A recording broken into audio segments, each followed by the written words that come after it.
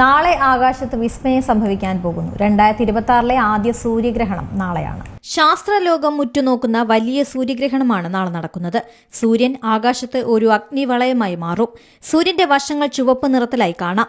ഈ സമയത്ത് സൂര്യൻ വലിയ അഗ്നിഗോളമായി മാറുന്നുണ്ട്. സൂര്യനും ചന്ദ്രനും ഭൂമിയും ഒരേ നേർരേഖയിൽ വരുന്നതാണ് സൂര്യഗ്രഹണം. ചന്ദ്രൻ ഭൂമിക്കും സൂര്യനുമിടയിൽ വരികയും സൂര്യനെ പൂർണ്ണമായി മറയ്ക്കാതിരിക്കുമ്പോൾ അഗ്നിവളയം കാണാം.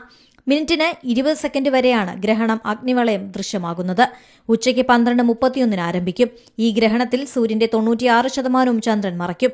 എന്നാൽ കുറച്ചാളുകൾക്ക് മാത്രമേ ഈ ആകാശ പ്രതിഭാസം കാണാനാവൂ. അന്റാർട്ടിക്കയിലെ വിദൂര പ്രദേശങ്ങളിൽ നിന്നാണ് അത്ഭുത കാഴ്ച കാണാൻ കഴിയുന്നത്. തെക്കൻ അർജന്റീന, ചിലി, ദക്ഷിണാഫ്രിക്കയിലെ ചില ഭാഗങ്ങൾ, സമീപ പ്രദേശങ്ങൾ എന്നിവിടങ്ങളിലും അത്ഭുത പ്രതിഭാസം കാണാം. അടുത്ത വലിയ ഗ്രഹണം ഒരു വർഷത്തിന് ശേഷമാണ്.